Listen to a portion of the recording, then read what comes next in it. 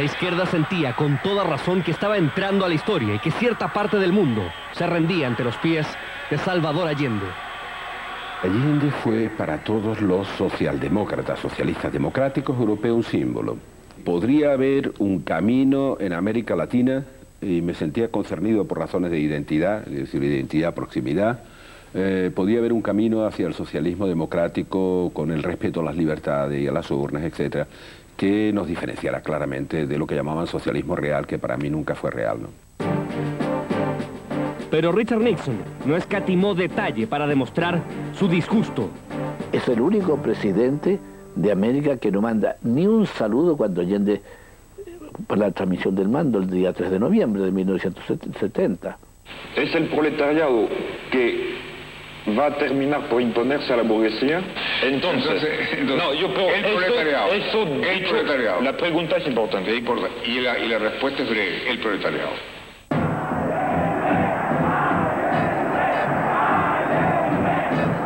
Allende nombró 4 obreros en su primer gabinete, dispuso la vuelta a sus empleos de trabajadores despedidos en huelgas, dictaminó la entrega de leche gratuita a los niños, estableció un acuerdo entre la Universidad Técnica y la CUT para que los hijos de los obreros estudiaran gratis y aumentó considerablemente el salario mínimo, los sueldos del sector público y las pensiones, lo que hizo que el gasto subiera y que la economía bulliera con dinero a raudales. El crecimiento económico altísimo en el sector industrial, el más alto que ha habido en la historia de Chile, era una alucinación, era más bien una ilusión. Si uno hacía una encuesta, estaba todo el mundo feliz. Todo el mundo feliz, tenía mucha plata. Había todo tipo de bienes baratos, con precios casi todos ellos fijados. Entonces, desde el punto de vista de su satisfacción personal, estaba todo el mundo feliz. Comenzó a estar menos feliz cuando comenzó la inflación a expandirse. Algunos sectores de la OPL insistieron en que aprovechara esa excelente luna de miel para plebiscitar un nuevo sistema político con la derogación de la Constitución de 1925 y la creación de un Congreso unicameral. Los teóricos del marxismo le hacían ver las dudas de que él realmente fuera a ser un gobierno revolucionario. Todavía no han salido los fusiles acá en Chile, o poco, pero es revolución lo que pasa acá. Aquí la clase minoritaria ha sido desplazada y el pueblo... Y ha sido evidentemente, porque si la clase minoritaria estuviera en el poder, no habría nacionalización del cobre, no habría nacionalización de los bancos, no habría reforma agraria, Regín. Ahora, tenemos la pretensión, y eso sí que sí, lo voy a decir con modestia, de estar creando un camino distinto y demostrar que se puede hacer estas transformaciones profundas que son el camino de la revolución. Y nosotros lo hemos dicho, y tú sabes perfectamente bien, que hemos dicho que hay que crear un gobierno democrático, nacional, revolucionario y popular, que abrirá el camino al socialismo, porque el socialismo no se impone por decreto. Es cierto. Entonces, todas las medidas que hemos tomado son medidas conducentes a la revolución. Que Allende se amarró más a la ley que a la conducción real de lo que pedía el movimiento. Entonces quedó a medio camino. Pero a las pocas semanas empezaron sus primeros choques con la democracia cristiana. El gobierno abrió un poder comprador que en los hechos estaba estatizando la banca. La DC reclamó diciendo que se estaban violando las garantías constitucionales acordadas para darle su voto en el Congreso. Los bancos fueron presionados, unos más, unos menos, no sé el detalle, fueron presionados y todos se fueron entregando, casi todos se fueron entregando, casi todas las grandes empresas. Y la izquierda mira a la propiedad privada como la bestia negra, como la causa de todos los males de la sociedad chilena. La derecha empezó de inmediato a presagiar que lo que había detrás de todas estas medidas económicas era alcanzar una gran votación en la elección municipal de marzo de 1971. Al comienzo del gobierno de Allende, me llamó, me parece que era senador ya, don Patricio Phillips, que era presidente, algo así, de la Comisión de Hacienda del Senado, o algo de ese tipo, ¿no? Y me dijo, ¿por qué no me acompañas al Ministerio de Hacienda a conversar con el ministro de Hacienda, don José Zorrilla, militante comunista? Yo conforme le dije, vamos. Don José Zorrilla es un hombre muy inteligente, pero cero en materia de economía global. La otra es que en realidad la economía es lo de menos. Aquí hay que buscar una fórmula para hacerse de todo el poder. En la Unidad Popular no hay ningún partido hegemónico, pero están presentes dos partidos de la clase obrera, partidos revolucionarios, partidos marxistas, y por último, compañero, el presidente de la República es un socialista. Un destacado abogado de la época, Eduardo Noboa, le planteó a Allende la existencia de un olvidado decreto de la República Socialista de los años 30, que le permitía al gobierno intervenir a una empresa si ésta no estaba cumpliendo con sus obligaciones de abastecimiento. Entonces, empezó la cadena con el uso del famoso decreto 520. ¿Cómo fue el que le quitara su empresa? Digo, como todas nomás, pues se produjo una paralización y el gobierno a través de un decreto de paralización puso un interventor y los socios nos fuimos para la casa. Orlando Sáenz tenía 35 años y era dueño de una maestranza mediana cuando fue elegido presidente de la Sociedad de Fomento Fabril. Fue casi por descarte.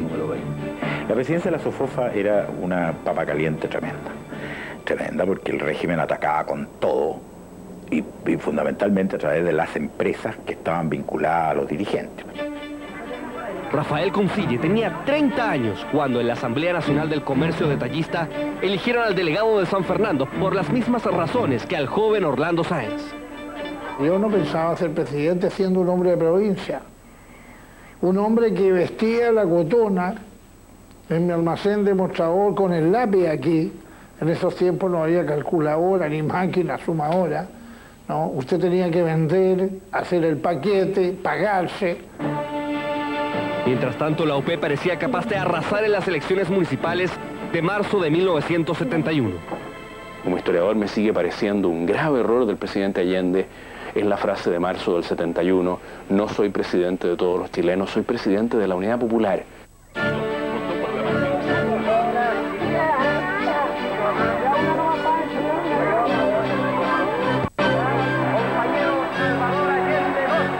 Los partidos favorables al gobierno lograron un poco más del 50% de las preferencias. Parecía que empezaban a pavimentar el camino hacia el socialismo, con una mayoría para Allende, mientras la oposición, que había obtenido el 48%, aumentaba sus miedos. Utilizar un triunfo en la elección municipal para, sobre esa base, avanzar hacia el establecimiento de una dictadura del proletariado. Pero ya a los pocos meses hay una elección complementaria o extraordinaria por Valparaíso, en que fue Hernández Carto contra el doctor Marín. Y gana el doctor Marín. Y vemos esto que en esas mismas, ¿no es cierto?, circunscripciones, en marzo del 61 había ganado Unidad Popular y unos pocos meses después ya gana la oposición. Por lo tanto, Allende fue mayoría dentro de Chile, solamente unos pocos meses. Suecos con plataforma, minifalda y marihuana, ropa artesanal y colonia flaño, el vitrineo por las galerías Drugstore o la compra de discos en Carnaby Street en la concurrida calle Providencia. Un paseo en Austin Mini, la discoteca Hipopótamo y veranear en Reñaca. Esos eran los fetiches de la época, íconos que aún perduran en la memoria colectiva de los jóvenes santiaguinos de los 70. La televisión de entonces contó con ciertos espacios que fueron un respiro frente a la escena politizada que vivía el país. Cada canal transmitió sus programas estrellas. Las teleseries de esos años fueron Muchacha Italiana viene a casarse y Simplemente María.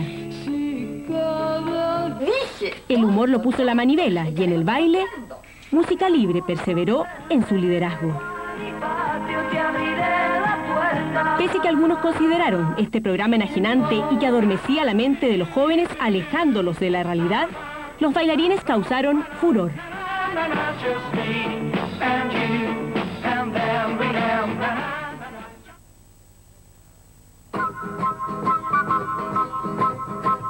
Durante los primeros 18 meses de la Unidad Popular, la euforia se sintió.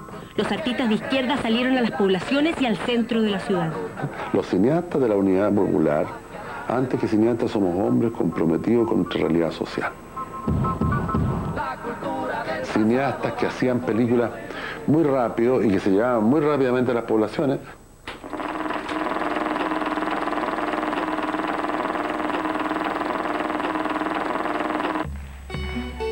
Paralelamente, el Museo de la Solidaridad expuso centenares de obras de artistas del mundo que apoyaban el proceso chileno. En el teatro, Ictus, los mimos de Jodorowsky y las obras universitarias vivieron un periodo expansivo de la creatividad. Las brigadas muralistas se amanecieron pintando la ciudad. En 1971, el famoso artista chileno Roberto Mata trabajó con ellos. Hasta les regaló un vehículo para incentivarlos. Fue su mecenas. El voluntariado de los universitarios puso en práctica la responsabilidad colectiva. En los campos construyó canales de regadío. En las ciudades levantó casas, enseñó arte, tejido y serigrafía. Para la oposición, estos trabajos eran instrumentalización político-marxista. Y en 1971 Pablo Neruda fue recibido por multitudes en el Estadio Nacional. Yo estaba con mis hijos en la galería y me recuerdo un camión que entró y unas banderas rojas. Tengo recuerdos como muy eufóricos de esa época. Una fiesta popular agasajó en su país al chileno reconocido mundialmente con el Premio Nobel.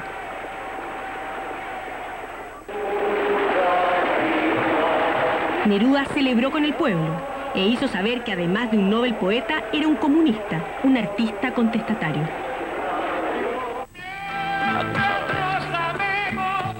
Palomita Blanca en 1971 fue uno de los libros preferidos de la juventud.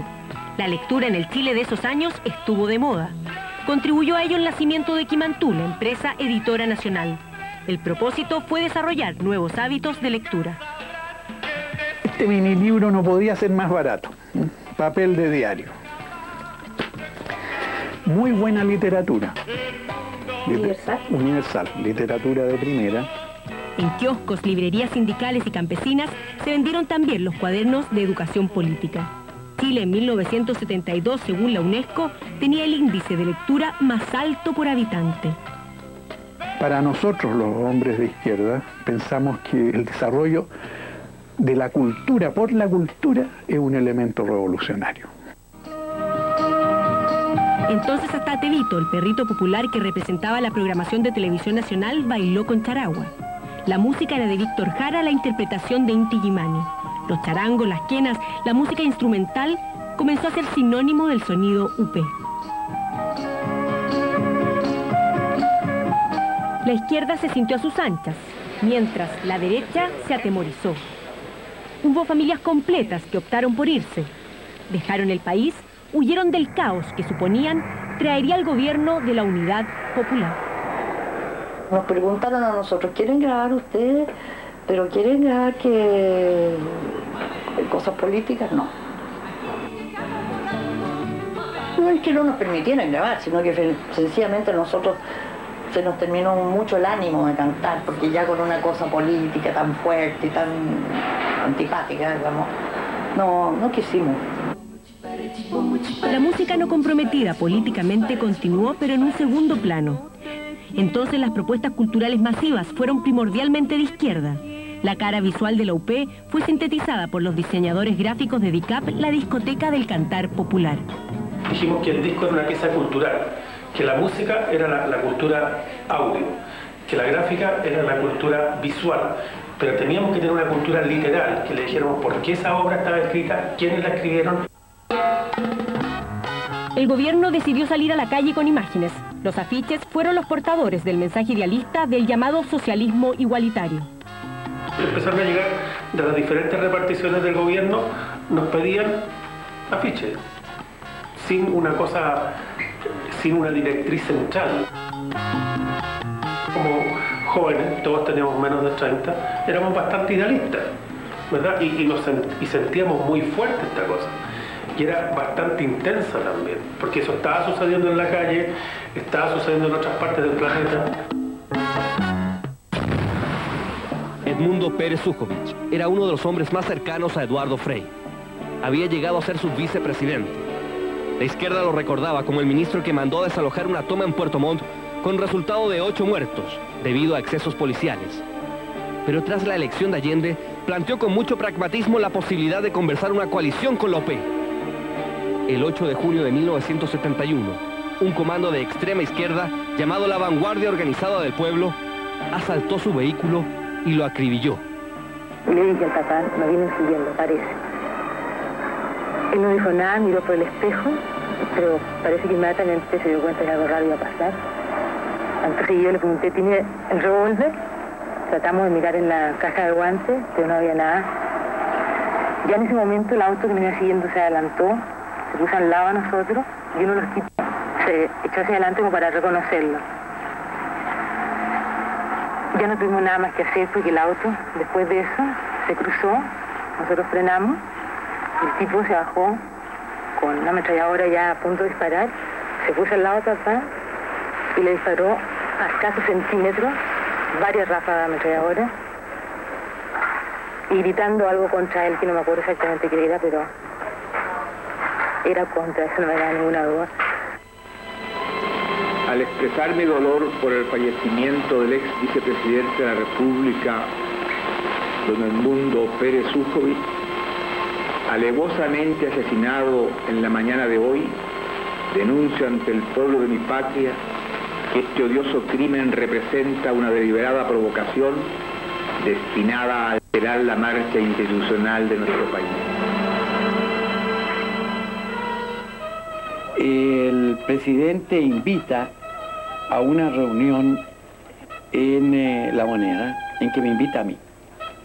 Está presente en representación del ejército el general Pinochet, que es el jefe de la Plaza de Santiago. En esa reunión yo le planteo al presidente que nosotros no teníamos confianza en el director de investigaciones. Y lo curioso, que nunca se me ha olvidado, es que antes que el presidente me contestara y antes que el director de investigaciones ahí presente protestara, habló el general Pinochet. Y el general Pinochet dijo que el ejército tenía confianza en el servicio de investigaciones y que era el servicio de investigaciones el que debía realizar esa tarea. Algunos miembros de la BOP murieron en enfrentamientos con la policía. Otros cayeron detenidos y el último de ellos fue con una bomba amarrada a entregarse a investigaciones donde mató a varios detectives antes de explotar. El asesinato de Pérez Ujovich generó todavía más distancia entre la DC y la izquierda. Aún así, todos los partidos políticos aprobaron la nacionalización de la gran minería del cobre. Aunque Allende consiguió un gran triunfo interno, que en la práctica significaba que Chile recuperaba su mayor riqueza nacional, abrió un flanco a su mayor enemigo externo. Más aún, cuando por consejo de Eduardo Noboa se determinó que no había que indemnizar a las grandes compañías norteamericanas porque éstas habían obtenido utilidades excesivas. Eso le dio la excusa necesaria a Nixon para cumplir con su promesa de hacer aullar nuestra economía. Chile, of course, is interested in obtaining loans from international organizations where we have a vote. And I indicated that wherever we had a vote, where Chile was involved, that unless there were strong considerations on the other side, that we would vote against them. Lo que sí es fundamental que se entienda que este país no será base de ningún país, solo base de Chile para los chilenos. Ni base norteamericana ni base soviética. Se suspende la cooperación internacional, se suspenden los créditos, cualquier ayuda financiera, salvo una forma de cooperación que se mantiene, que es la cooperación militar. Esto, sumado al bloqueo que Estados Unidos impuso a la venta del cobre chileno y a la inflación creciente, fruto de la gran cantidad de dinero circulante, hizo que se sacaran cuentas y que se determinara la necesidad. 200 millones de dólares de esa época. Si no, sería muy difícil enfrentar la crisis económica que se avisoraba. Me acuerdo que sumábamos y restábamos las cifras y decíamos, pero esto es magia, todo lo que nosotros hemos estudiado parece que no funciona. Y recuerdo que algunas de las proyecciones que hicimos por la expansión monetaria, suponiendo un determinado crecimiento de la economía, nos llevaban a tasas de inflación muy fuertes. La opositora Democracia Cristiana se descajaba con la partida de un grupo de diputados contrarios a la alianza con la derecha, que ya había consolidado su resurgimiento con el Partido Nacional. Todos estos acontecimientos a que nos estamos refiriendo fueron llevándonos a toda la convicción de que había que unirse para evitar el desastre total, La política de intervención de industrias se había acelerado. Por ejemplo, ya a mediados de 1971, casi toda la industria textil estaba en manos del Estado. Hoy procede a hacerlo en relación con los monopolios textiles privados, que procurará incorporar en forma rápida al área de propiedad social. Se trata de las plantas y empresas que componen el Grupo Yarur, el Grupo Sumar Sociedad Anónima, el Grupo Said, el Grupo Ilma, las empresas Rayonil, Textil Progreso y Oveja Tomé, para que se confirme una vez más que en las empresas del área social se aumenta rápidamente, a niveles desconocidos hasta ahora, la producción y la productividad. Que se conecten compañeros de otras empresas, que en sus sindicatos planteen a los otros dirigentes la necesidad de vincularse con los compañeros de la otra cuadra, con los compañeros de más allá. Y así, compañeros, vamos construyendo esa fuerza popular que es la base para avanzar, que es la muralla para detener los intentos de la reacción. ¿Se acuerda de alguna intervención particularmente especial para usted? Textil Comandari. Y me acuerdo patente de ver que salía el dueño llevado por dos mujeres que eran parientes de él, sin duda, como después lo ratificado. Y yo me recuerdo que en medio de todo ese mundo, con esa pasión, que hacía esas cosas con una cuota de convicción muy alta que las hacía, a mí siempre me quedó como una espina clavada de la imagen de esta persona ayudada a salir allí de la empresa por su hija con un dolor tremendo. El discurso de Allende era: ¿qué escándalo están armando? Si nosotros no tenemos ninguna intención de expropiar la empresa privada, nosotros por los manejos económicos de una economía socialista necesitamos 80 empresas. Y está el listado las empresas. Claro, las 80 empresas representaban, para que le digo nada, el 90% de la producción industrial del país. En septiembre del 71 organicé una reunión de dirigentes al más alto nivel y mostré, dije: mire, esto es lo que pasa. Mi diagnóstico es que aquí o destruimos este régimen o Chile va a ser una dictadura del proletariado al más puro estilo castrista. Ya había muestras importantes de desabastecimiento. La gente seguía teniendo mucho dinero, pero no había qué comprar. Y el comercio tenía los precios fijados por el gobierno, que los acusaba de acaparar productos para aumentar la sensación de caos. Primero los productos esenciales. De ese tiempo hubo problemas de harina, hubo problemas de azúcar, de aceite. Nos empezamos a descapitalizar, porque a nosotros se nos obligaba a vender de acuerdo al precio de factura comprado, al anterior, aunque ya hubiese adquirido el mismo producto a precio nuevo. Entonces, la reposición, que se llama, no podía funcionar. Ese era el cuadro cuando se produjo uno de los hechos más polémicos de los 1000 días de la Unidad Popular: la visita del líder cubano Fidel Castro.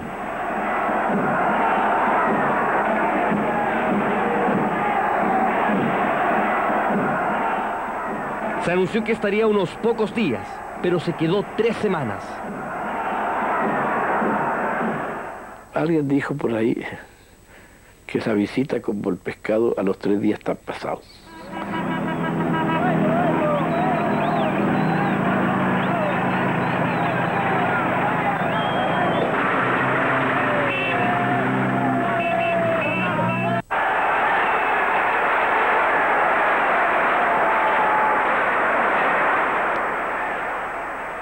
Fidel Castro no me fue a ver. Estuvo un mes en Chile y él no visitó a la segunda autoridad de la República. ¡Que viva la revolución!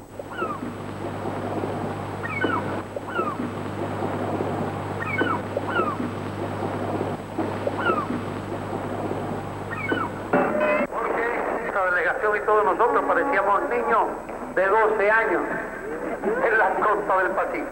Salvador Allende estaba francamente molesto, diría yo, con la prolongación de la visita. Pero a su vez, él, para decirlo claramente, no se atrevía a decirle a Fidel: mira, Fidel, ya hemos cumplido, tú, yo, estamos muy agradecidos, pero hasta luego. Había un propósito fundado, proclamado, sostenido, ¿no?, por la extrema izquierda para llevar a Chile al lado de Cuba, al lado de la Unión Soviética.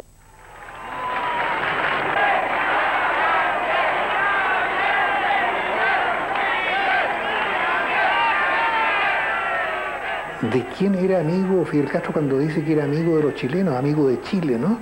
De la derecha no era amigo, obviamente. Del centro no era amigo porque su posición con respecto a Eduardo Frei Montalva era terriblemente negativa. En un discurso público Fidel Castro hizo una metáfora diciendo que el gobierno de Frei Montalva era como la prostituta del imperialismo. El Partido Comunista era acremente criticado por Fidel Castro, incluso maltrataron a Pablo Neruda. Fidel Castro trabajaba con el MIR.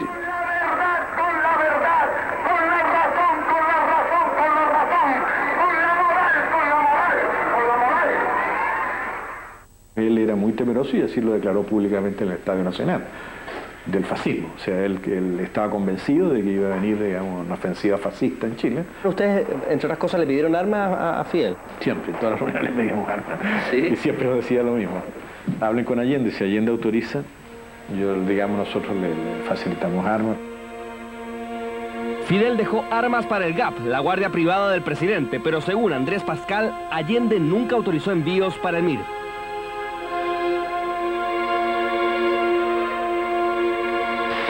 Un día antes que Fidel dejara nuestro país, las mujeres que se oponían al gobierno de la Unidad Popular salieron a las calles. Protestaron por las colas, por el desabastecimiento. No había ni papel de envolver, nada, ni papel toilette, ni café, ni leche. No había nada. Entonces ya era la angustia de las madres por darle a comer a sus hijos. Era todo un caos, todo el país. Marcharon golpeando una olla que simbolizaba la falta de comida. Nos tiraban papas atravesadas con gilet a las piernas. ¿Cómo? Lauchas muertas. Cuando íbamos nosotros en fila por la marcha de protesta de Cacerola. Y se notaba muy claramente por el tipo de chiquilla, muy linda, muy distintas de cuerpo, muy distintas de ropa. Y de jóvenes también, muy distintos a los con los que uno convivía cotidianamente, ¿no? Y gritaban ellos, decían: no hay carne, huevón, no hay grasa, huevón, qué mierda es lo que pasa, huevón. La derecha tiene dos ollitas. Ante esta realidad de quiebre social, los músicos de izquierda tomaron una posición y contestaron con lo que hoy se conoce como música contingente. Una chiquitita, otra grandecita. Aún se recuerda las ollitas de Quilapayún, una burla a las protestas femeninas. Las mujeres fuimos reaccionando por cansancio de que nos estaba sucediendo, por temor a que nos transformaran en una Cuba. Y en realidad nos unimos y nos fue muy bien. Formaron el poder femenino, contaron con representantes de los distintos sectores políticos y gremiales. Se prepararon para defender una posible intervención a la papelera, tiraron plumas y maíz a los militares, reclamaron su rebelión y siguieron tocando las cacerolas. La golpeaban de llenas, yo creo. Porque ¿qué necesidad tenían de estar golpeando si ya lo tenían todo? Son viejas ricas, ociosas, viejas que lo único que hacen es sentarse en el poto que tienen. La grandecita la tiene muy llenita. Se perfiló con claridad la división. El quiebre entre partidarios y opositores al gobierno de la UP fue en aumento. Ahora tenemos más trabajo. Ahora tenemos plata, tenemos más trabajo, más plata. Que andamos en la justa también. ¿Y quién tiene la culpa de esto? ¿Quién tiene la culpa de esto? El mercado negro. Las JAP nacieron por una necesidad social en ese momento, donde producto de acaparamiento de los empresarios hubo que organizarse, digamos, por sectores para poder hacer distribución de alimentos a la gente que necesita, digamos, a todos los pobladores. Que si yo no pertenecía, yo no tenía el carnet para presentarlo, yo no tenía comida. Por no pertenecer a la JAP. Bueno, los cagamos de hambre a todo ritmo. Para solucionar los problemas de escasez, los dirigentes pretendieron entregar raciones de alimentos según el número de integrantes de cada familia. La JAP, o Junta de Abastecimiento y Precios, era la encargada de la distribución, pero este mecanismo generó conflictos. 1 kilo de azúcar a la semana, 1 litro de aceite a la semana, un tarro de café, cuando llegaba el café, un pollo, la merluza.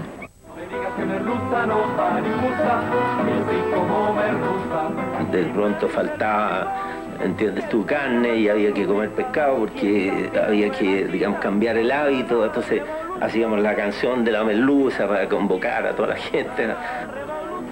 Había dinero en manos de los consumidores, pero bienes y alimentos escaseaban. Algunos denunciaron que el desabastecimiento se debía a la incompetencia del gobierno, mientras otros culpaban al acaparamiento concertado de ciertos empresarios.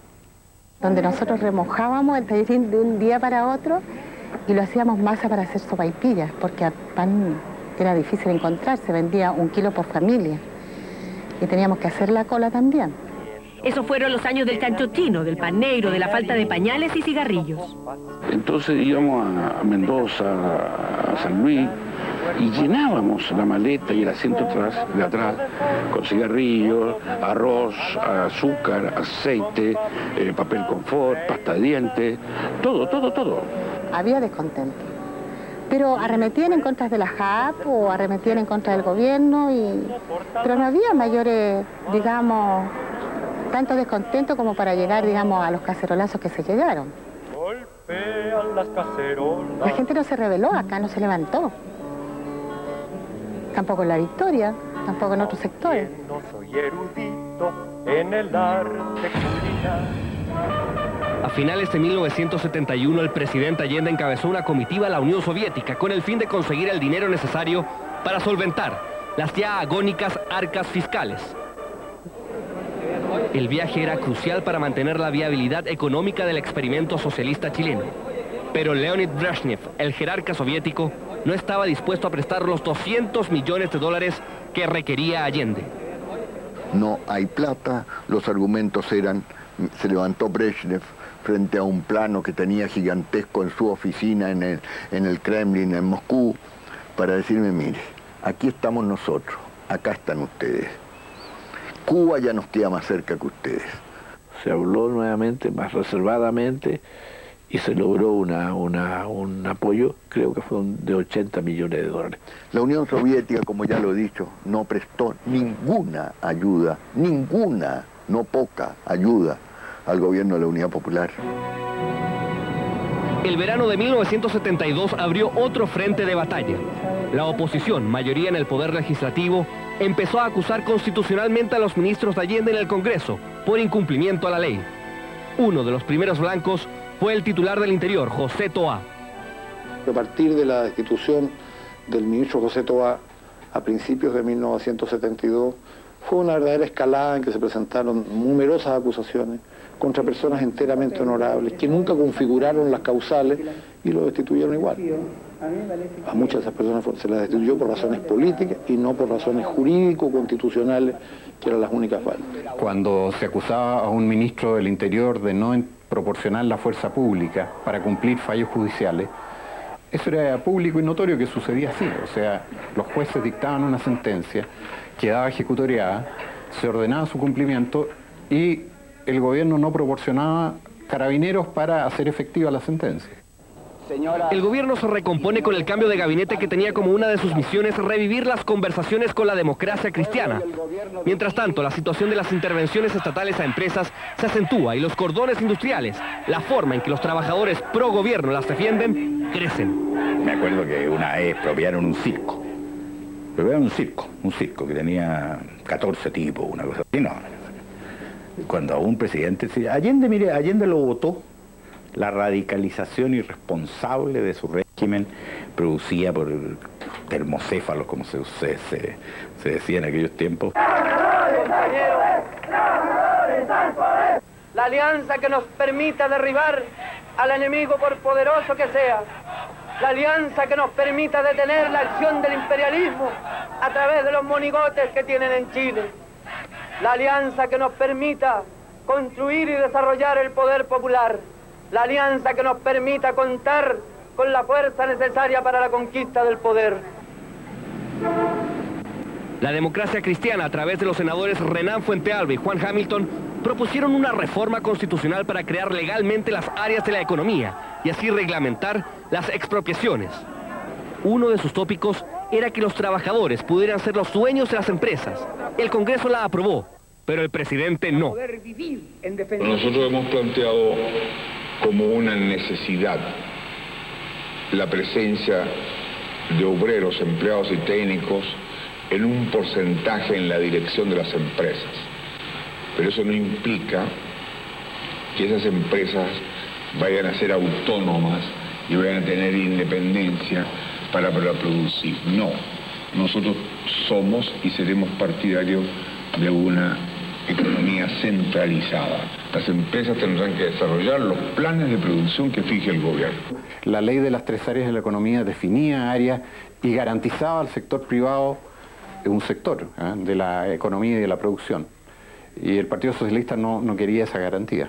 Con motivo de la reunión esa que se hizo en la Casa Tomás Moro, a pedido del presidente en relación con las reformas constitucionales, yo llegué puntual, lo que no ocurrió con el resto de los invitados. Entonces, el tiempo que tuvimos previo a la reunión, el presidente se dio el trabajo de mostrarme los cuadros que tenía en Tomás Moro.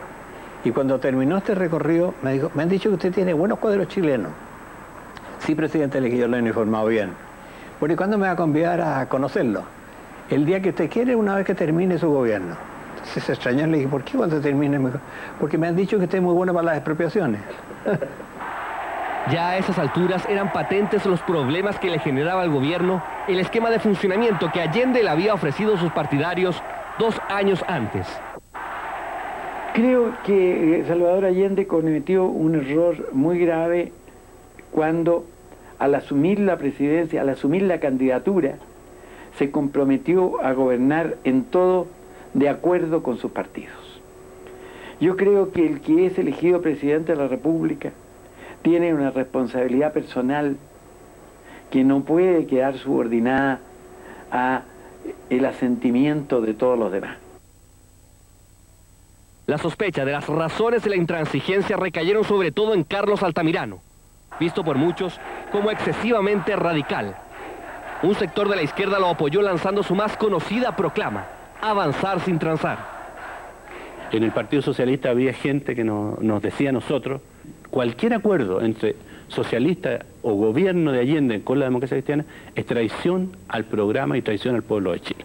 Esos son los cuentos absurdos de que yo me oponía. ¿Qué se quiere decir?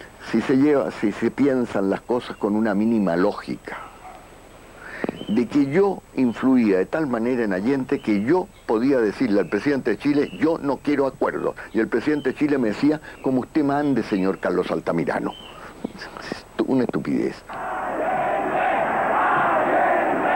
Los primeros 300 días de la Unidad Popular hicieron pensar que el modelo chileno al socialismo era algo más que una ilusión, pero los gérmenes de una crisis política y económica de incalculables proporciones estaban incubados. Momios y upelientos, fachos y beatos, patriotas y antipatriotas. El lenguaje común fue registrando una acelerada degradación. La prensa escrita adquirió rasgos canallescos pocas veces vistos. La olla del odio era calentada por irresponsables de todos los sectores. En un instante, las recetas para el caos. El gobierno de la UP estaba usando la misma ley de la administración Frey, en la práctica se aplicaba de un modo más radical. De las 10 millones de hectáreas expropiadas entre los 2 gobiernos, 7 millones lo fueron bajo la UP. Hubo una insuficiencia que fue la siguiente. El propio gobierno de Frey se había propuesto como objetivo darle la tierra a 100.000 familias campesinas. Ese era el objetivo, la meta que se había fijado. Y en la práctica, por un lado, por el retraso que tuvo la aprobación de la ley, que Frey empezó en el 64 y la ley fue recién aprobada en el 67. Y por otra serie de dificultades que fueron surgiendo, solamente habían recibido, digamos, la tierra unas 30.000 familias campesinas al final de ese gobierno. Nosotros estamos claros que falta alimento y todo eso produce la tierra. Está claro de que nosotros, en parte, somos causantes de que haya un poco de desabastecimiento. Y por eso queremos que se expropie para que haya más alimento. Así como han dicho muchas veces los verdugos de que nosotros somos los flojos. Y aquí lo estamos demostrando que no somos nada los flojos. Cuando viene la intervención del gobierno de don Salvador Allende, comienza la presión por decir, mire, lo que importa aquí es el poder. Para algunos teóricos, los campesinos lo que querían era la tierra, pero cuando se intervenía un predio y se nombraba un interventor que no tenía conocimiento de cómo se trabajaba la tierra, era un caos. En los campos empieza a sonar fuerte el nombre del mirista comandante Pepe. El comandante Pepe tenía organizado en el sur de Chile, cerca de Valdivia, un grupo de guerrilleros, y de ahí se dedicaban a tomar los fondos para exigirle entonces, una vez los fondos tomados, vinieran los de la reforma agraria y se hicieran cargo y lo expropiaran teniendo o no teniendo las condiciones para ser expropiados. Y nosotros planteamos que era necesario expropiar las tierras, los fondos con puertas cerradas, así de que con todos sus implementos y sus medios de trabajo, porque si no era imposible trabajar eso. Nosotros movilizamos a los campesinos y ocupamos las tierras, digamos, a puertas cerradas simplemente. Con todo lo que hay dentro. Con lo que hay dentro. Compañero, yo les pregunto a ustedes, ¿qué posibilidad tendríamos nosotros si los predios que va a expropiarse, todos estuvieron con la medida precautoria después a fin de mes? Puede ocurrir que algunos de estos predios salgan con medida precautoria. Entonces, bueno, pero realmente en ese caso hay que pelear en los tribunales, ¿no? Pero... Compañero, bien. Lo que tenemos que hacer los campesinos es tomarse todos los predios, compañeros, y a expropiarse de aquí al primero. En 1972 ya estaba bastante consolidado el peor escenario político para el presidente. Los 3/3 ya eran dos bloques, con la DC unida a la derecha. Pero el juego político hacía rato que era desbordado por la calle. Nosotros lo dijimos, y yo lo puedo repetir con mucha tranquilidad, pero con mucha firmeza. Nosotros no queremos la violencia, no necesitamos la violencia, pero la violencia reaccionaria responderemos implacablemente con la violencia de la ley y la violencia revolucionaria si es necesario. Los partidos comunista y socialista tenían aparatos militares. Además, estaba la fuerza del MIR, actuando desde fuera del sistema. El llamado a crear, fortalecer y multiplicar el poder popular, el poder de los comandos comunales, el poder de los obreros y los campesinos. Los revolucionarios y los trabajadores deben de inmediato extender las tomas de fábricas y fundos, multiplicar las tareas de defensa, impulsar el poder popular. No hubo guerrilleros propiamente tal, hubo gente que no llega a los 1500, incluyendo el MIR y el Partido Comunista, que tuvieron alguna preparación de puntería, de armas. Gritando a nuestro presidente del partido, Sergio López Garza. ¡A Chile! ¡Los salva! ¡Sergio López Garza! El Partido Nacional también tenía un frente de choque, el comando Rolando Matus. Acordémonos que habían lecheros ahí en la comuna de Conchalí, Quinta Normal y todo, que decían, ¿no?, el territorio socialista se prohíbe la entrada de los momios, así que para ir a hacer la propaganda nuestra ahí había que llevar un grupo, ¿no?, firme para la pelea también, porque siempre salía pelea.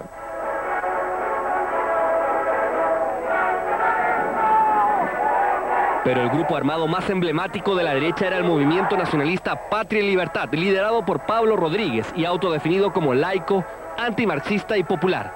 Miembros suyos habían estado involucrados 2 años antes en la muerte del general Schneider. Al principio, cuando se forma Patria y Libertad, incluso ingresa la vertiente nacionalista ultraconservadora Jaime Guzmán, pero posteriormente se produce la crisis inevitable entre el laicismo y el conservadurismo ultracatólico, Opus Dei, y finalmente esto explosiona a mediados de 72 y se retira Jaime Guzmán Las armas que tuvimos las traje yo personalmente desde Argentina en varios vuelos que hice en mi propio avión. A las acciones revolucionarias del MIR se empezaron a sumar actos de sabotaje de Patria y Libertad, que tenía un grupo operativo cercano a los 1000 paramilitares, mientras el país era rehén de una polarización en la que ahora había armas. La violencia en Chile, los atentados, los sabotajes por la electricidad, el sabotaje a la economía, el asesinato de personas como Schneider y de otras personas, lo desató la derecha chilena. Los Patria y Libertad, los Rolando Matos. La seguridad nacional está absolutamente, la seguridad interna absolutamente desbordada también por la presencia de grupos armados, ¿no es cierto?, de extremistas.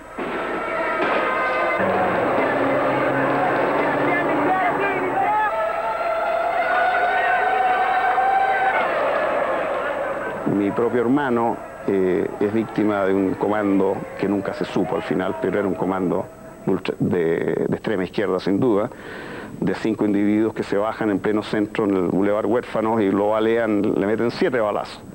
Mi hermano es un hombre alto, fuerte y tuvo mucha suerte y ninguna de las balas le dio en un punto vital, pero quedó ahí desangrándose y el jefe de Quinta Normal del movimiento, Mario Aguilar, persigue a uno de los agresores que a los 20 metros se da vuelta y le dispara a boquejarro un balazo en el estómago con una bala del calibre 22 y lo mata.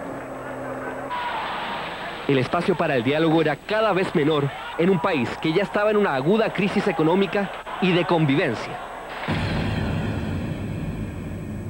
La prensa es un reflejo de la sociedad.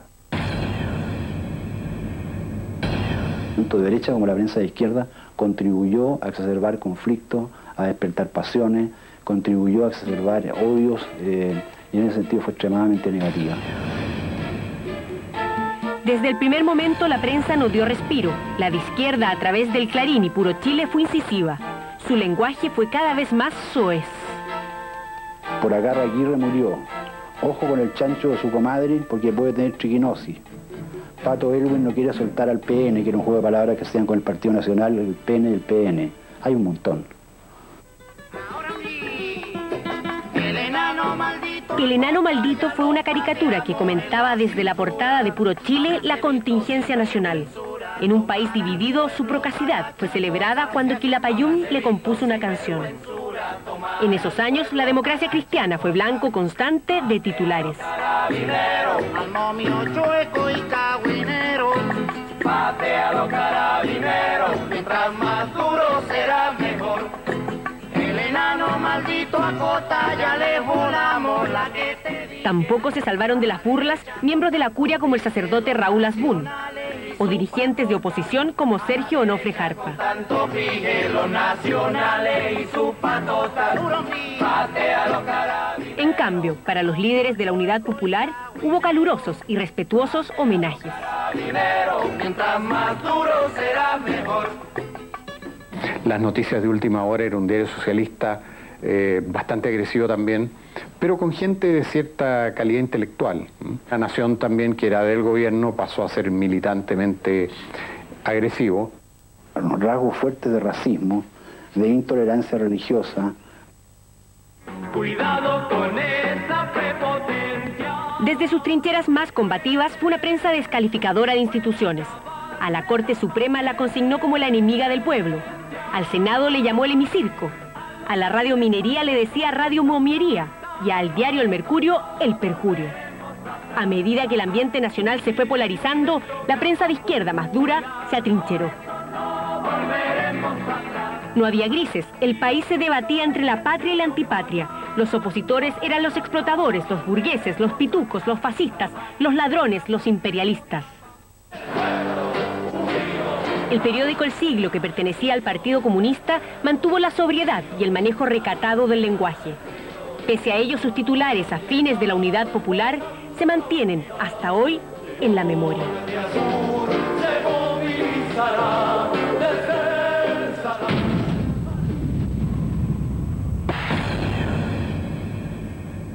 La estrategia de la prensa de derecha yo diría que fue buscar primero la sensación de un caos generalizado en el país,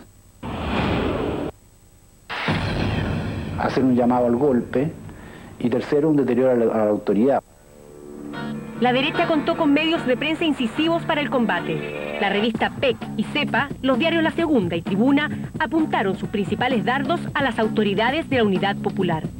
Allende, como jefe del gobierno, fue el centro de groseros ataques.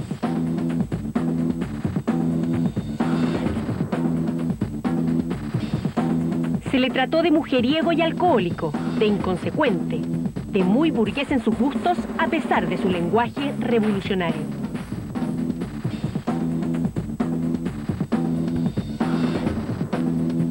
La jerarquía de la Iglesia Católica fue insistentemente atacada por la prensa de oposición.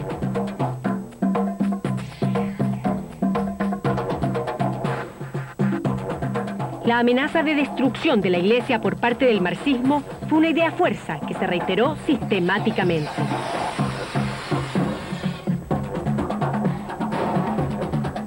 En la prensa se presentaba eso como expresiones del desgobierno, de la inseguridad, de la incapacidad del gobierno de Salvador Allende de generar condiciones de vida normal y por lo tanto de llegar a la conclusión de que lo que había que hacer era cambiar el poder de una manera radical e inmediata. A través de una de las campañas mediáticas más exitosas, se fomentó la idea de que la corrupción cundía en el gobierno de la Unidad Popular. La operación Media Agua del periódico Tribuna mostró las casas de sus principales líderes desde sus mejores ángulos. Y pese a que el diario El Mercurio mantuvo un perfil mesurado, que en lugar del titular escandaloso recurrió al editorial sesudo, los otros medios de prensa que dependían de la cadena mercurial contaron con encabezamientos marcadamente tendenciosos.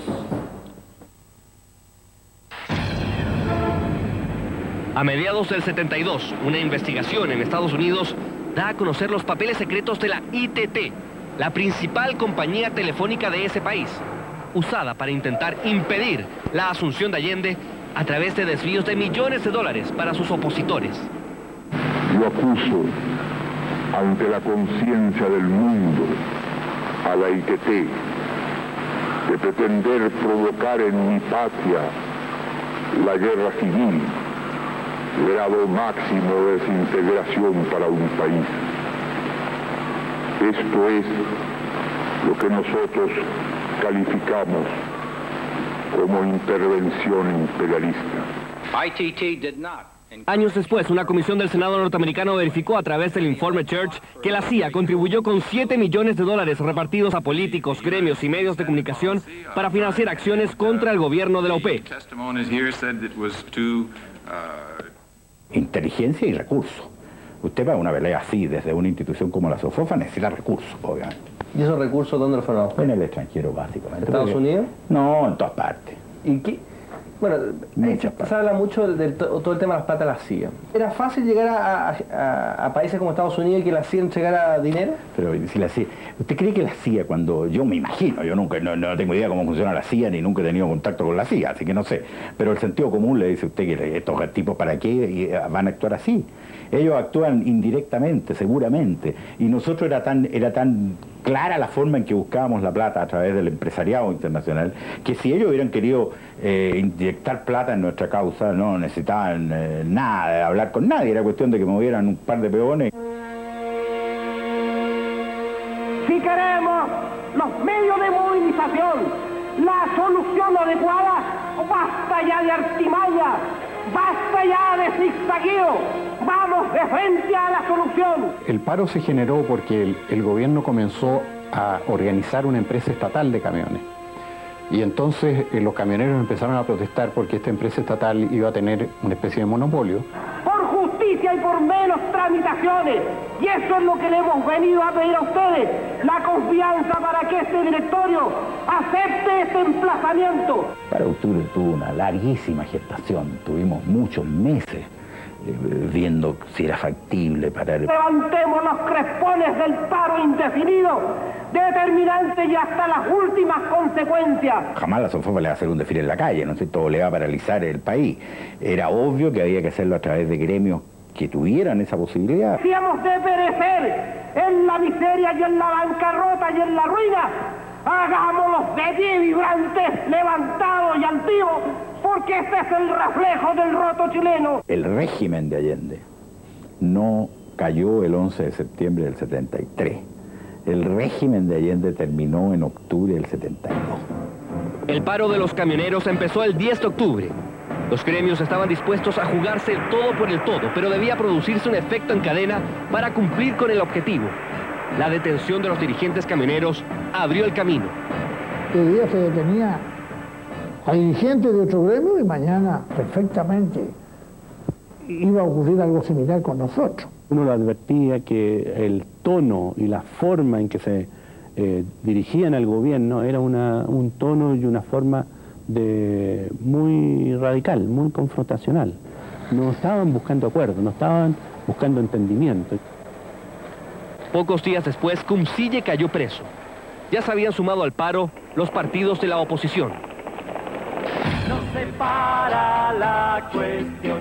El paro convocado en octubre de 1972 por los dueños de camiones suma a los comerciantes, a los médicos, los funcionarios bancarios y otros gremios. Esto trastornó todo, trastornó el teatro, el cine. Después terminamos haciendo tareas así como, por ejemplo, ir a descargar a la estación central trenes que traían cosas, porque los tipos estaban en huelga. Entonces nosotros descargábamos los carros, los camiones en La Vega, cosas así. La vital producción cultural de los primeros meses disminuyó ostensiblemente. El caos fue rotundo. Los eufóricos artistas del 70 no pintaron. Los músicos ya casi no cantaron. Larita González y todos los demás, gente de la escuela de teatro, de danza, artistas, pintores, de todo el mundo cargando y descargando los sacos, ¿no es cierto?, para llevarlos a los ferrocarriles, para hacer frente al paro de octubre. Yo escribí una canción que es muy trágica, que se llama No cierres los ojos, en que digo en el estribillo: cuida tu poder, vete a vigilar, no cierres los ojos, no vayas a despertar como ayer. En medio de una realidad desesperanzadora, surgió una de las últimas expresiones artísticas que aún se recuerdan. De ser una propuesta pacífica, era una propuesta que caló muy bien, muy intenso en este tremendo caos y guerra que había interna en el Chile de ese momento. Jóvenes hippies dirigidos por Jorge López acallaron el ensordecedor ruido de las protestas cuando estrenaron en el Teatro Municipal en julio de 1973 la obra Jesucristo Superestrella.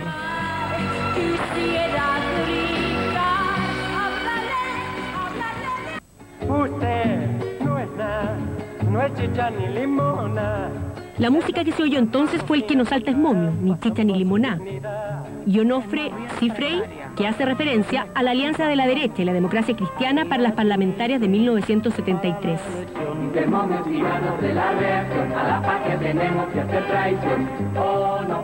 Nosotros, que no éramos nada tontos, por supuesto, nos dábamos cuenta que estábamos en una situación que íbamos a un despeñadero, y eso producía mucha angustia. Ahora, ¿qué hacíamos nosotros?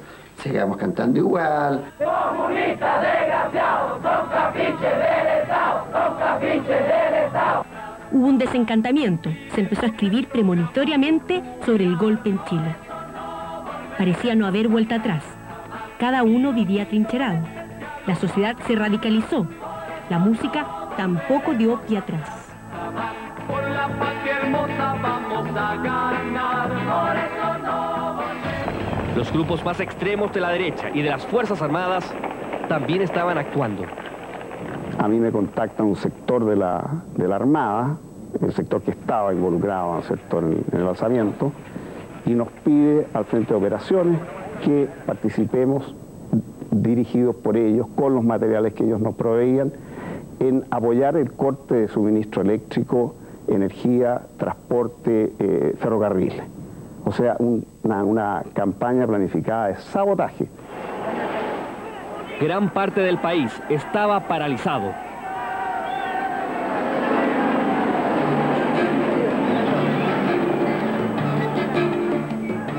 Mientras tanto, los trabajadores partidarios de la OP trataban de combatir el paro, llegando como fuera a sus puestos para impedir una catástrofe productiva.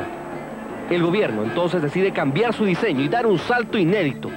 Llamar a los jefes de las Fuerzas Armadas al gabinete, que a partir de ahora sería encabezado por el comandante del ejército, general Carlos Prats, como ministro del Interior. El ministro del Interior, general Carlos Prats.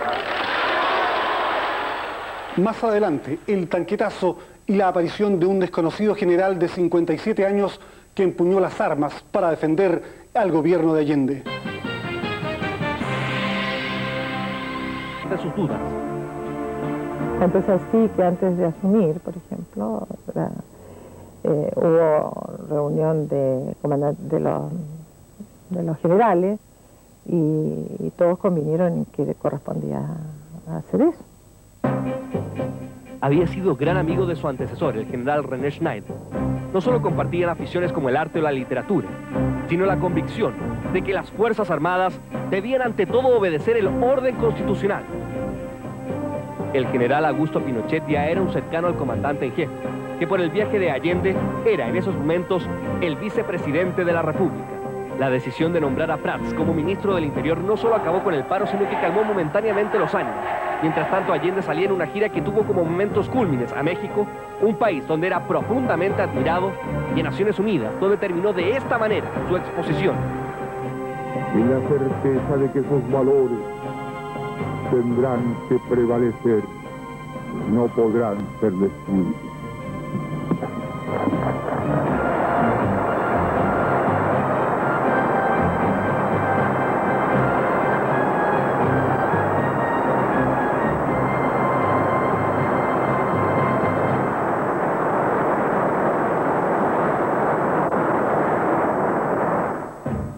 Los partidos de la OP tenían opiniones encontradas sobre la incorporación de los militares al gobierno.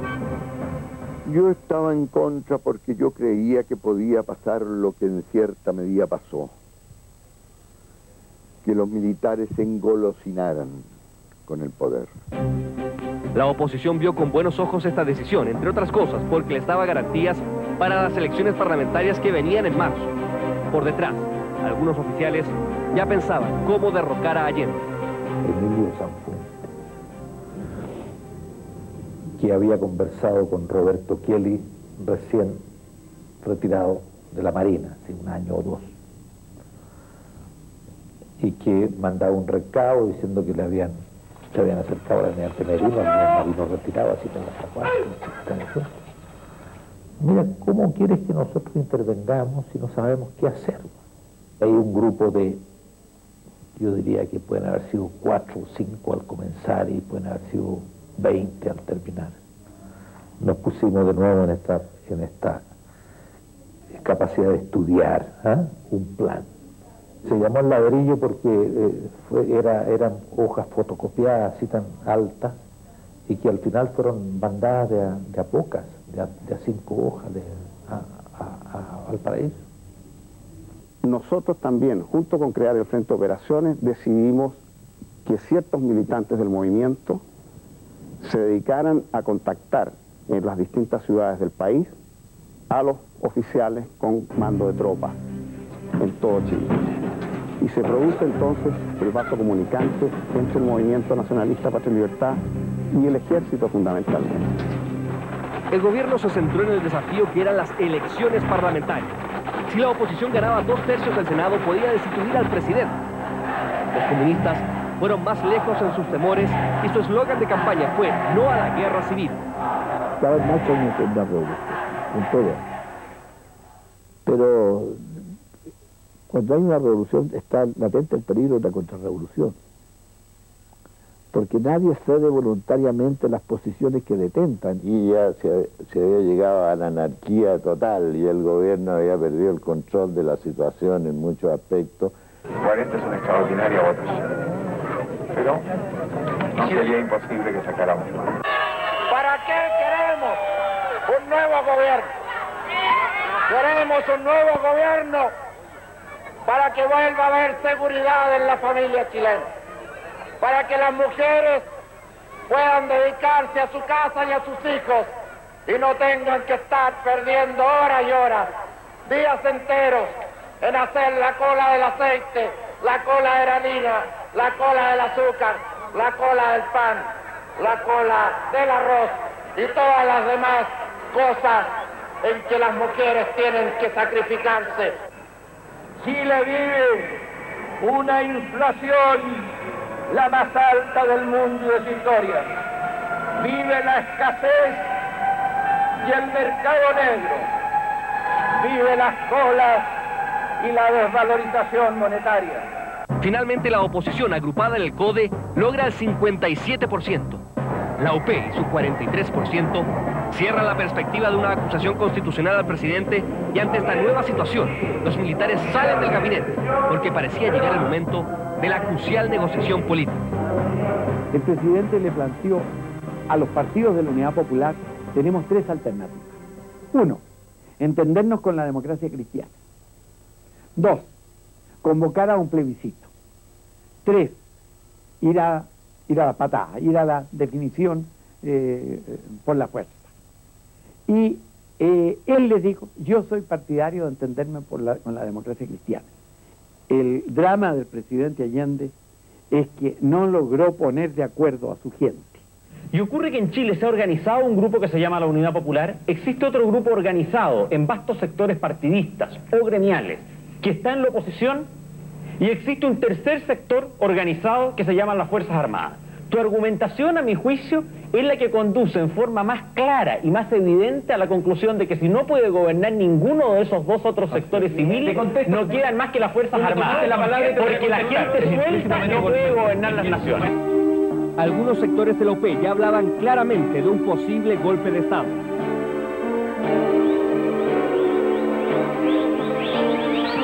¿Ustedes sentían que el Partido Socialista estaba entendiendo con esa misma claridad el asunto? No, teníamos diferencias, por lo menos con un sector, con alguna parte del Partido Socialista veía, pero tenía una posición más irreal, más optimista. No tuvimos la suficiente realidad. Léase Salvador Allende, Carlos Altamirano, Luis Corbalán, y sigue y continúa la lista de dirigentes que también tenían influencia. No tuvimos el realismo suficiente para decir lo más que se puede hacer en Chile es un reformismo muy moderado a la manera de un Eduardo Frei. La situación del país ya es extrema. No hay divisas, no hay bienes y no hay diálogo. Los mineros del Teniente comienzan una huelga que altera de gran manera la producción de cobre. Todo parece estancado, pero Allende mantiene su consustancial optimismo. Nunca lo vi, tuve el Saturno, nunca lo vi paralizado. Yo miraba y decía, este caballero, ¿cómo maneja esta situación? ¿Cómo duerme? ¿Cómo funciona? Yo le diría que los contactos míos a nivel capitanes de navío y posteriormente almirantes comenzaron por ahí por marzo, abril del 73 y fueron las primeras veces que yo tuve contactos personales con ellos. ¿Y ahí qué se planteaban esas reuniones? Eso ya era definitivamente... Aquí había que iniciar un montaje de un golpe de Estado. O sea, así de claro era la conversación. Así de claro, sí, por supuesto.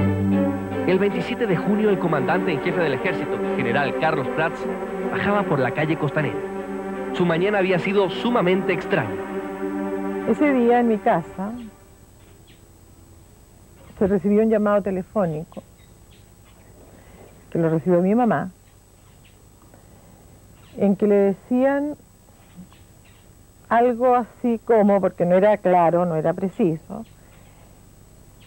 pero haciéndole sentir que mi hermana menor había sido secuestrada. Aunque la amenaza no era cierta, el hecho tenía nervioso al general. Esa era su situación cuando un automóvil cercano empezó a hacer maniobras raras durante varias cuadras.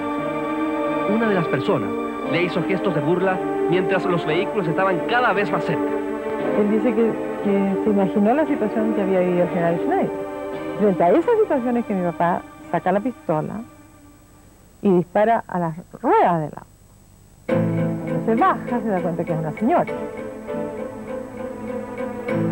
Porque de lejos parece que por el corte de pelo que tenía, en fin, parecía un hombre, ¿no? Una persona le gritó, mándelo preso, señora. Y ella le respondió, ¿dónde está el carabinero? Escuché claramente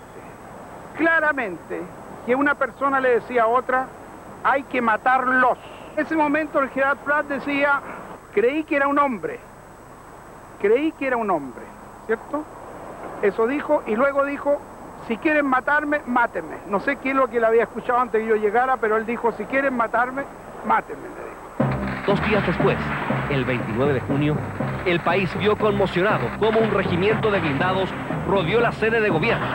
Parecía un intento de golpe de Estado.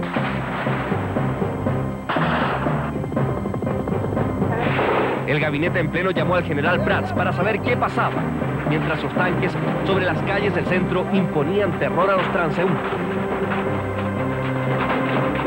De pronto uno de los soldados partícipes de la sublevación le disparó a un camarógrafo que registraba esos momentos.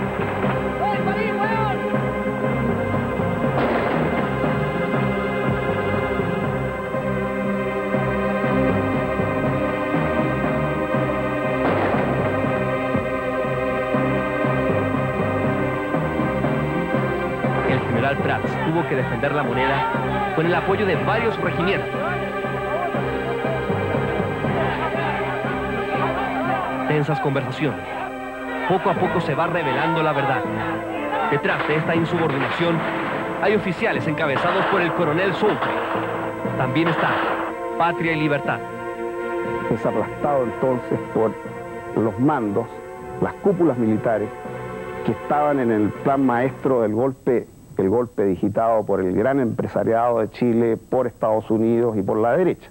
Para ellos nuestro intento de golpe casi al principio les molesta, pero después les sirve porque eso de qué reacción tiene, qué capacidad de reacción tiene la Unidad Popular frente al golpe definitivo. Y se ve entonces que la Unidad Popular no tenía capacidad de respuesta militar ante un golpe de Estado. Entró en escena un actor que hasta ese momento había estado sumamente silencioso. El arzobispo de Santiago, cardenal Raúl Silva Enríquez. Ya el proyecto sobre la Escuela Nacional Unificada lo había sacado de su estrategia de mantener solo respetuosas y formales relaciones con el gobierno marxista, al ver lo que se intentaba hacer en uno de los campos de mayor acción de la Iglesia. ¿Por qué tiene que estar el Estado creando bases de educaciones generales? Existe la libertad de educación y los padres de familia tienen el derecho de educar a sus hijos con quienes ellos quieran. A pesar de que el plan contaba con el visto bueno de la UNESCO, Allende retiró el proyecto ante la oposición de una iglesia católica que miraba a su gobierno marxista con desconfianza. Pero ante la evidencia de un posible desastre político, los obispos le piden al cardenal Silva actuar. En julio del 73, al Día de la Virgen del Carmen, el episcopado le pidió a él que redactara esa famosa declaración que termina: es el momento de desarmar los espíritus y las manos. Eso abrió un espacio y Allende llamó a dialogar al líder de la oposición, Patricio Elmo, quien le pide un par de días para consultar al Consejo General de su partido.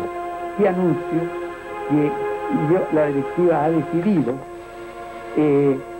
aceptar la invitación del presidente y que yo iré mañana a las 11 de la mañana a hablar con el presidente de la República. Y ahí se produce una gran rechifla. Una gran rechifla. Pero nosotros estábamos preparados. Conocíamos que el ánimo de la gente no estaba para negociaciones. Decía, no, si esto no va para más. Pero, y entonces teníamos apostados a la juventud. A Gute, a Caco Latorre, a Ricardo Almazar, en distintos lugares, y esa gente empieza a aplaudirse. Con entusiasmo, y sí, y al grito, Juventud Chilena adelante, en fin, y tiene que ir presidente. Y entonces yo, insisto, la determinación mía y del partido, de la directiva, es que voy a ir.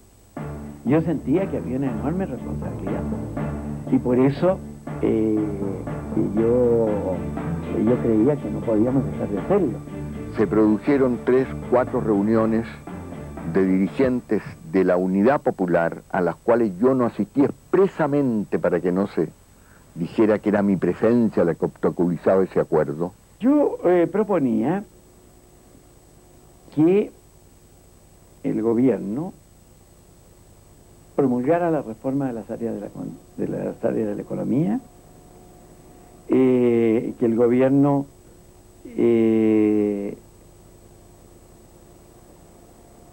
formara un gabinete que inspirara confianza al país. ¿Con gente la DC? No discutimos nombre, sino que contemplara la posibilidad de un gobierno que diera confianza al país. La idea toma fuerza a la cabeza del presidente, quien le pide a su amigo Gabriel Valdés que fuera un operador externo. Todos los demás dijeron, muy bien. Todos los ministros. Si quieren, si Salvador quiere el gabinete, estamos todos dispuestos a renunciar.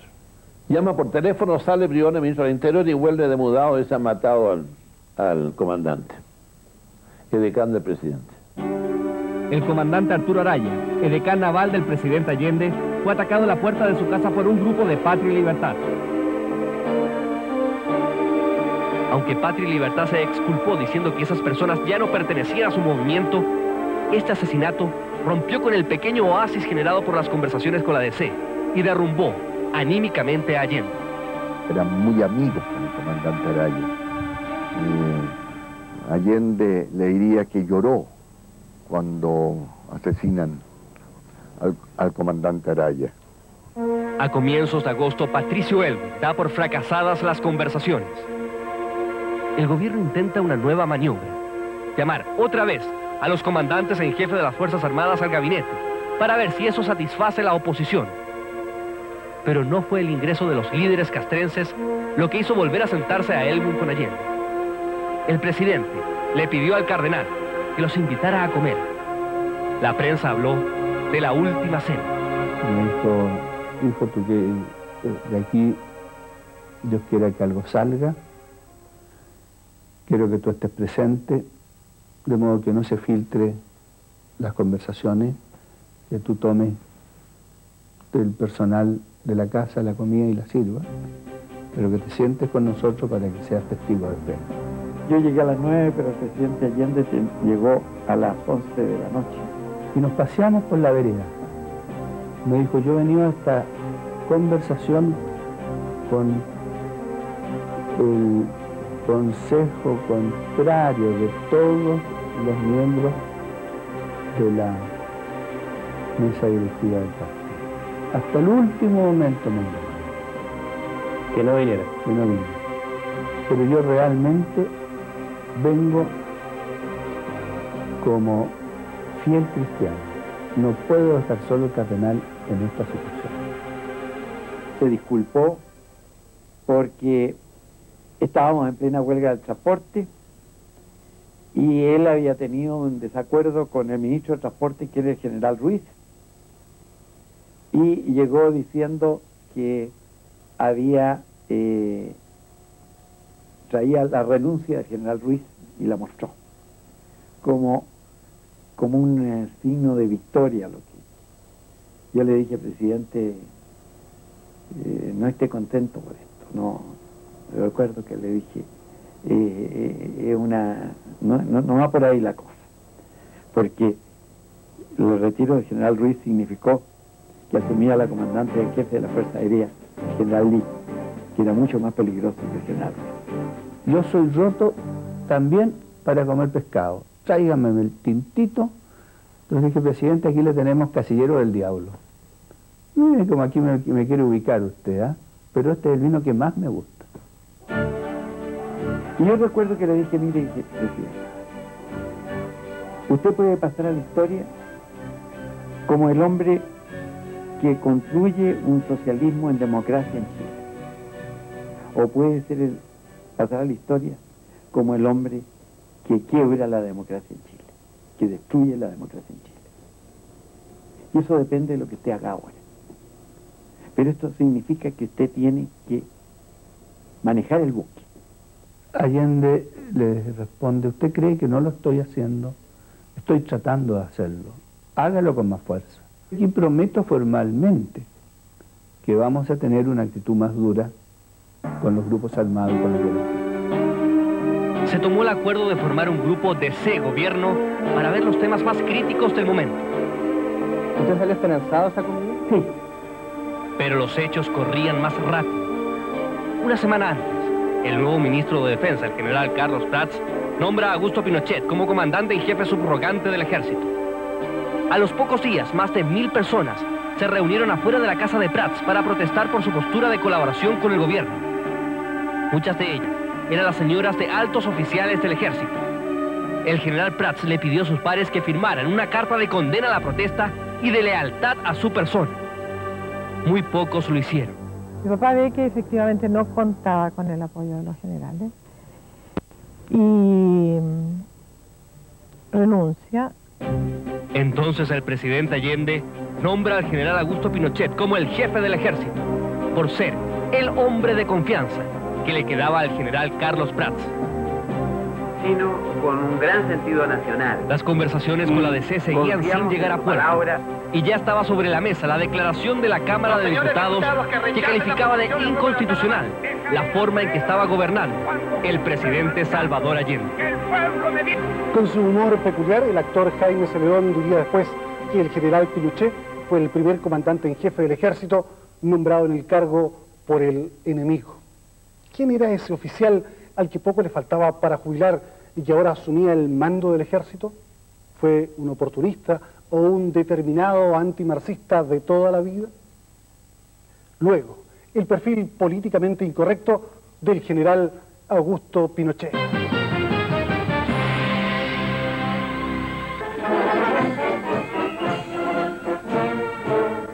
La vida del general Pinochet ha cambiado radicalmente a los 57 años, cuando ya comenzaba a pensar en el retiro.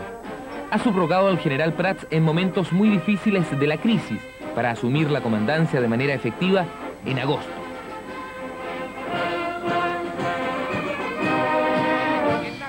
Han sido 4 décadas de servicio y las hojas de vida lo describen, según sus superiores, como un soldado nato, apegado a los reglamentos, de inteligencia normal pero no destacada, estudioso, trabajólico, excelente para mandar y obedecer, silencioso y disciplinado, sin ambiciones ni ideas propias, ayudante por naturaleza. Parece el corolario justo para la vida de un militar abnegado y una vocación que empezó en la más tierna infancia.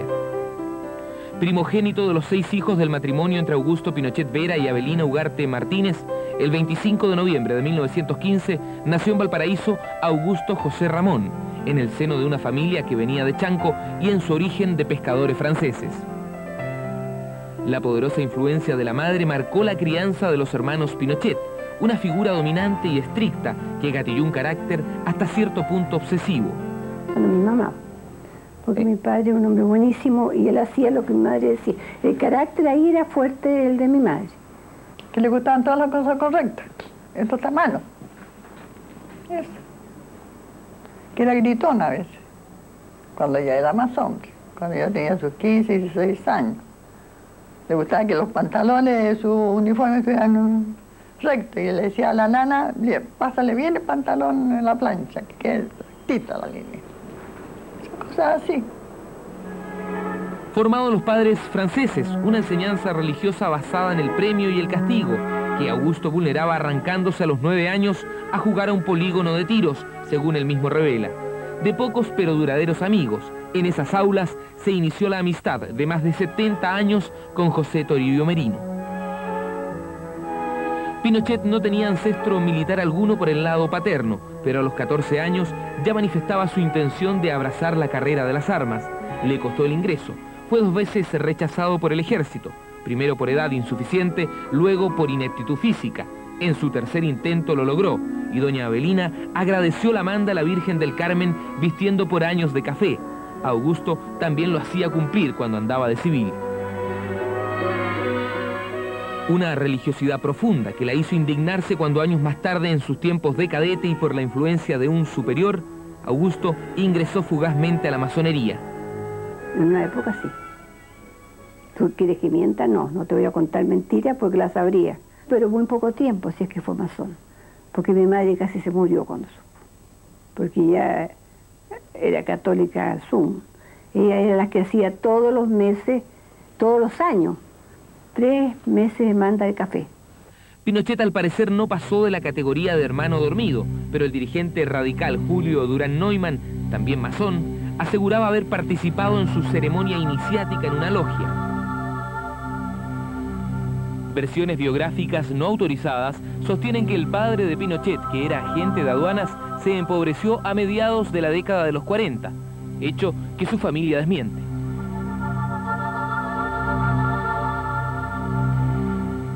Si mi padre hubiera sido pobre, nos habríamos muerto de hambre. Éramos 6. Se casaron mis hermanas.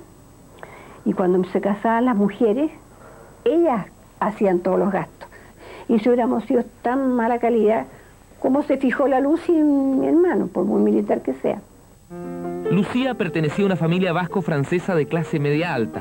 Su padre, Osvaldo Iriart, abogado radical y masón de respetable fortuna, había sido senador por Tarapacá y Antofagasta, ministro del Interior de Juan Antonio Ríos por breve periodo y fiscal de la Corfo, dueño además de un fundo en el sur, el Trapiche, en Talca. Su hija cursaba todavía el 4º año de Humanidades cuando Augusto llegó a la Escuela de Infantería de San Bernardo como subteniente y la conoció. El joven oficial era 10 años mayor, por lo que sus compañeros lo apodaban infanticida. Como era tan chiquilla, porque estaba en el colegio, no creo que una niña estudiante en esa época pueda haber tenido muchos pretendientes, porque era mal mirada. Los Iriart Rodríguez superaban socialmente a los Pinochet, pero terminaron aceptando el pololeo, aunque hubiesen preferido un mejor partido para la mayor de sus hijas. En 1943 se casaron y al año siguiente nacería Lucía, la mayor del clan. Luego se sumarían Augusto, María Verónica, Marco Antonio y Jacqueline. En 1946, siendo instructor de la escuela militar, es ascendido a capitán. Ha elegido infantería como arma. No es un buen jinete, pero además la caballería es mal vista por el mundo político. A esa rama pertenecían la mayoría de los golpistas que acompañaron a Carlos Ibáñez del Campo en su dictadura, y los ascensos ahí se revisan con lupa en el Congreso. El historiador Gonzalo Vial vincula la inclinación de Pinochet a infante por esa causa, aunque en lo personal admiraba a Ibáñez. ¿Qué presidente admiraba el general Pinochet? A Carlos Ibáñez, a González Videla. Y mi papá admiraba a don Pedro Aguirre Cerda porque era amigo. Es trasladado al regimiento Carampangue en Iquique, concretando un viejo anhelo. Le atraía al norte por las campañas de la Guerra del Pacífico que había estudiado en la escuela. En Chile han llegado los tiempos de Gabriel González Videla. Los comunistas son relegados a Pisagua. Pinochet recibe la orden de allanar la oficina salitrera de Humberstone y de cuidar a los prisioneros con posterioridad. Augusto conocerá muy bien a los que serán sus archienemigos en el futuro. Se sorprende de la férrea disciplina de los comunistas, mientras en lectura devora las vidas militares de Napoleón, Alejandro Magno y Federico de Prusia, sus personajes favoritos. En 1956, Pinochet es enviado en misión militar a Ecuador. Debió organizar en ese país la Academia de Guerra. Se quedó 4 años en Quito, donde la intensa vida social casi le hace perder su matrimonio. También él fue bastante enamorado, porque allá en Ecuador tuvo un problema que doña Lucía se vino de Quito. Se vino de Quito al saber una infidelidad grande de él. Lucía Iriart es una mujer de carácter fuerte y la familia de Pinochet lo comprueba. ¿Lucía Iriart lo apartó mucho la familia? Un poco, diría yo. No mucho, pero un poco sí. ¿Lo absorbió? Bueno, ella tiene un carácter dominante. Mónica Madariaga, prima en 2º grado del general Pinochet, dice que el carácter de Lucía con los años se fue acentuando. Bueno, yo con la Lucía tuve que hacer una labor de filigrana para evitar que, porque ella se ponía celosa de cualquier mujer que estuviera en el entorno. Le pasó con cualquier mujer que trabajara cerca de Augusto Pinochet, pero era absurdo, ridículo y tonto que le pudiera haber pasado conmigo, y no le aconteció conmigo en cambio, salvo por una talla tonta que le echó el almirante Merino en una oportunidad. Y la Lucía ve que el almirante me tiene abrazada, que no me soltó. Entonces le dice, ay Pepe, le dice, estás abrazando a la Mónica. Por ti lo hago, pues niña, le dijo. ¿Cómo que por mí? Claro que lo hago por ti, le dice, porque si no lo hago yo, lo haría tu marido. Oye, nos dio un codazo a la Lucía a los dos que caímos sentados con Pepe Merino. que llegamos a levantar las piernas y ella siguió de largo y ya no nos miró más ya. Pinochet ha ascendido normalmente, de mayor a teniente coronel en 1960. Avanza los escalafones institucionales sin mayores reparos, hasta que en 1967, cuando debe convertirse en coronel, alguien recuerda el incidente de Pisagua, su paso por la salitrera convertida en campo de concentración 2 décadas antes. El lugar donde se encontró por primera vez con Salvador Allende y le impidió que ingresara a ver a los presos políticos. Cuando pidieron los antecedentes y recordaron que el jefe de la campo de concentración de Pisagua en tiempo de González Videla era un capitán Pinochet, y que cuando llegaron los militares, llegó la delegación del Senado y de la Cámara de Diputados a visitar en tiempos de González Videla el campo de concentración, el jefe del campo, este oficial Pinochet, los rechazó. Dijo que no podían, no tenía autorización, que tenían que pedir al alto mando. Y se produjo una trifulca y después fueron admitidos al día siguiente. Llegó la Contralor de Santiago, todo eso. Entonces querían saber si era Pinochet cómo era, si era el mismo. No hubo acuerdo, dijeron que era imposible, que esto, que el otro, y en las dudas se abstuvieron y lo dejaron pasar. O sea, Pinochet se salvó por la mala memoria, nada más, de los chilenos. Pinochet es más tarde subdirector de la Academia de Guerra. Tiene como alumno ahí a Manuel Contreras Sepúlveda, el que le propone un trabajo teórico, la creación de un servicio de inteligencia nacional que no existía. Con los años y ya en el poder, recordará ese ensayo y llamará a su autor. Entonces un día, a un curso de inteligencia que estábamos haciendo en la academia, yo le hacía clase y le puse como trabajo escrito final el crear o que me dieran las ideas principales y orgánicas de una dirección de inteligencia nacional que en Chile no existe todavía, ni existía. Y había que pasarle al subdirector la solución de uno, del profesor. Y yo se la pasé y le puse DINA. Dirección de Inteligencia Nacional, DINA le puse, y le pasé las orgánicas y todo lo demás. Eso fue por allá por los años 60. Y el 73 Pinochet se acordó, porque guardaba todos los papeles que se le entregaban. Entonces se acordó y mandó a buscar a Tejas Verde, en el mes de noviembre, a principios de noviembre. El 12 de noviembre me presenta la DINA ahora en serio. Ya integrado al generalato, Eduardo Frei Montalva nombra a Pinochet intendente en Iquique. El general es un hombre de memoria proverbial y de enemigos eternos. No tolera la deslealtad y no perdona las faltas. Andrés Saldívar es ministro de Hacienda y llega de visita a la capital regional nortina. Pinochet le ofrece una cena de recepción. El secretario de Estado demócrata cristiano llega muy atrasado y el general se lo reprochará 30 años después, cuando se vuelven a ver en el Senado. Y yo nunca me voy a olvidar, me dijo, de lo que usted me hizo en Arica, el año 69. Y yo me recordaba que lo que había pasado. No lo había hecho intencionalmente. Yo llegué atrasado a una comida en que el presidente Frei había invitado a quien era el jefe de la división y que era don Augusto Pinochet Ugarte. Pero a él no se lo había olvidado. Pero yo le dije entonces y le respondí, pero usted me hizo algo peor. Le dije. Pues por lo último, lo mío, le dije, fue una mala educación. Pero usted me exilió, le dije. Pero cuando le decían, le hacían algo, olvido, perdono, pero no olvido. Federico Willoughby también lo conoció como intendente de Iquique y se sorprende entonces de sus ideas progresistas. Entonces me convidó a su casa y ahí nos conocimos. Y yo advertí que él era una persona con algunas inquietudes de orden ideológico poco comunes, digamos, a los militares. El 70 gana Allende. Pinochet debe pasar de general de brigada a general de división. Alguien recuerda nuevamente su nombre para vetar el ascenso, pero la suerte una vez más está de su lado. Pero había dos generales Pinochet.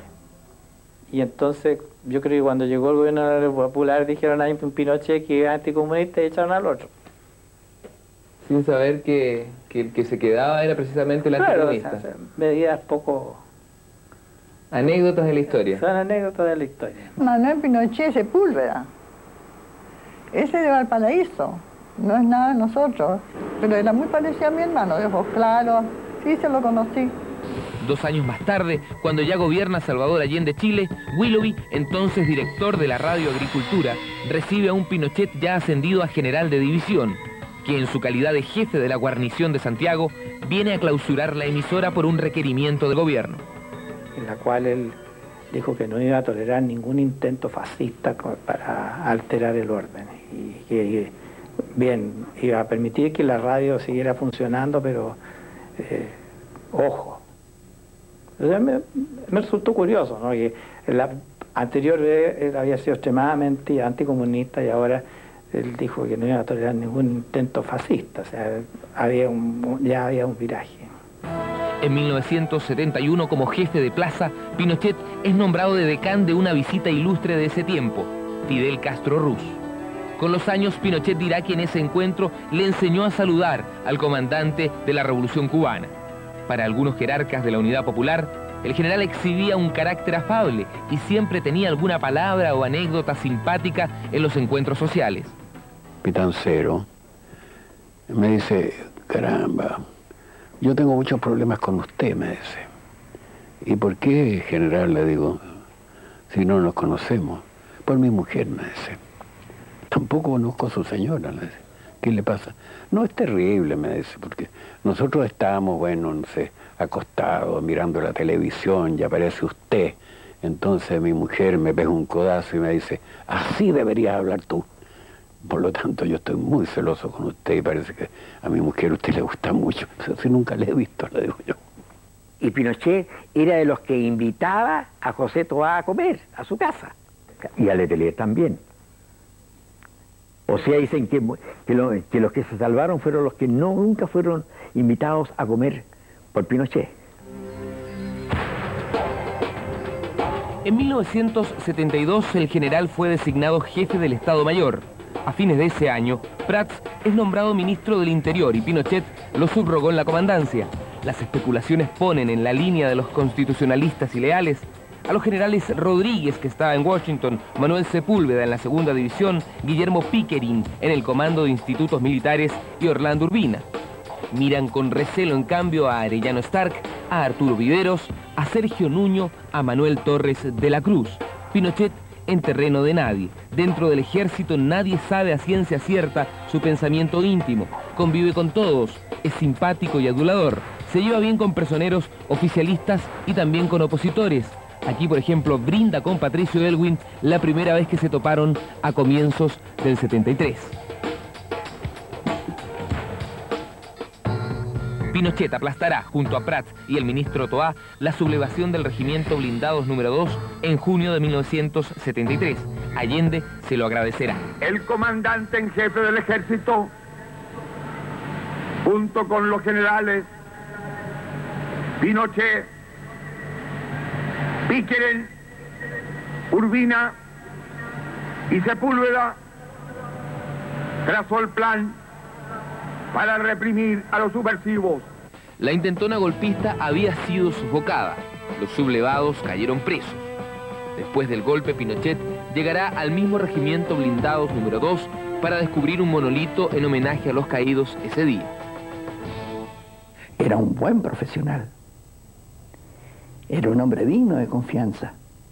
Y cuando el presidente Allende se molestó con Prat porque se iba, le dijo, bueno, a lo menos dígame quién puede ser su sucesor.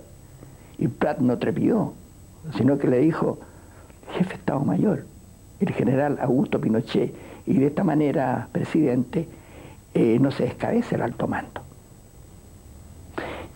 Y a Allende le pareció bien porque Pinochet había sido comandante de la guarnición de Santiago también. Pinochet asiste a las ceremonias de la UP, a los cambios de gabinete, a reuniones con el ministro de Defensa y el presidente. Llega a esos encuentros con la presión familiar creciente de su esposa y de su madre, la misma que influyó su vocación militar y